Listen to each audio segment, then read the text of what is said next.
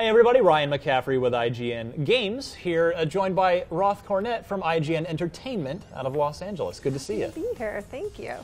We just got back from a little meet and greet with Nancy Tellem, the new head of the new Xbox TV division down in Los Angeles. Of course, that's a big part of what the Xbox One can do, and they are finally getting ready to launch their so-called network here coming up this summer.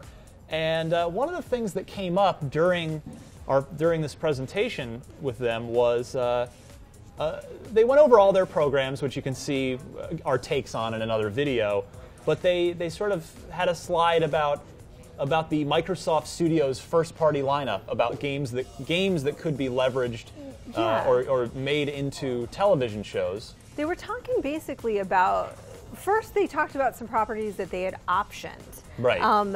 That were graphic novels or novels and things like that. And then they were like, also we have this original content that we would be crazy not to utilize. Yeah.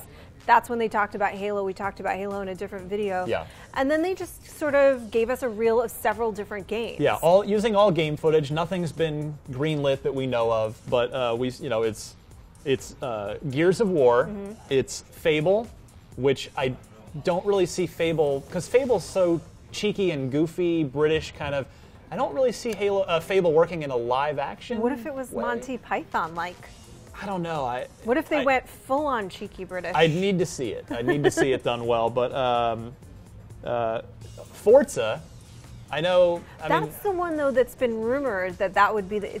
I want your take on this. I really do, because that's the one that's been rumored to be the next one after Halo. A show about racing cars. I mean, then again, Forza Horizon, which is the sort of off-year Forza game, it does have a story, and it's about, the Forza Horizon 1, which is the only one at the moment. I mean, we suspect 2 might be coming.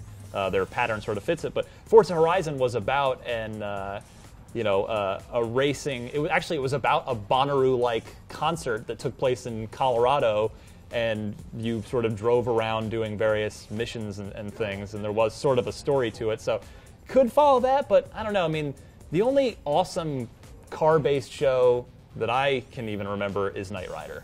Oh, God. So, I don't know. If they can make me a Knight Rider game, a Forza series with They rebooted Knight Rider, do you remember? Very badly. Very badly. Val Kilmer was the voice of Kit. Oh, let's not talk but about anyway, it. But the one that stood out to me, I know that I'm dragging the point here, but the one that stood out to me was they included, in Gears, AAA game, huge. Halo, AAA game, huge.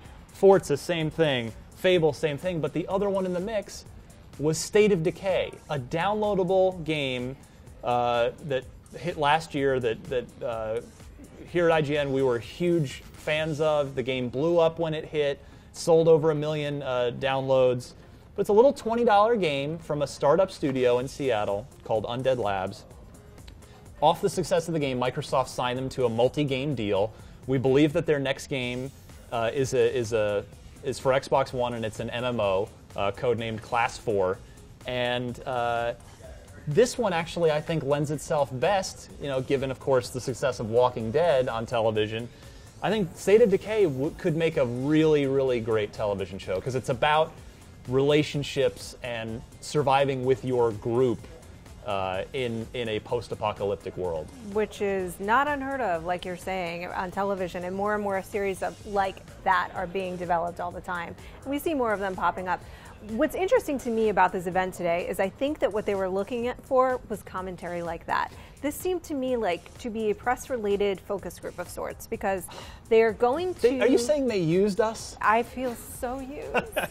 I mean, they're going to upfronts next week, which is basically what networks do, where they release their slates to advertisers to get their ad dollars for the next year, right. Which means to me they're looking at least for sponsorship for these shows. Sure. There's going to be some kind of ad component.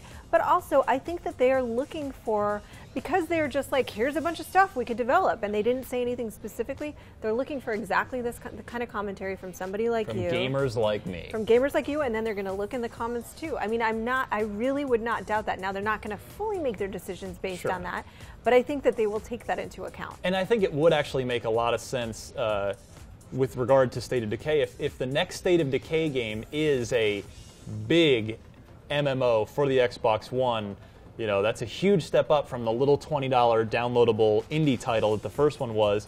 What better way to help build the brand and to build up the hype and mind share for a State of Decay 2 than a television show that anybody and everybody can watch and get excited about the brand. And as we've seen, the synergy between, like, if you take The Walking Dead, the comic, the games, and the show, there's massive synergy between those three things. They feed each other. This is something that they can do for their products, and I think it would actually be kind of a brilliant move. But ultimately, they're going to have to make a good product. They've said that repeatedly. They said that audience interactivity is more and more of a thing. And I don't mean just interactivity in terms of the technology. I mean commentary, feedback is more and more a part of the process. But ultimately, they're going to make the decisions based on the best show that they think they can make, and maybe it's that. So we've got a lot more on Xbox TV for our concerns, for more on the Halo television stuff, and more. Keep it right here to IGN.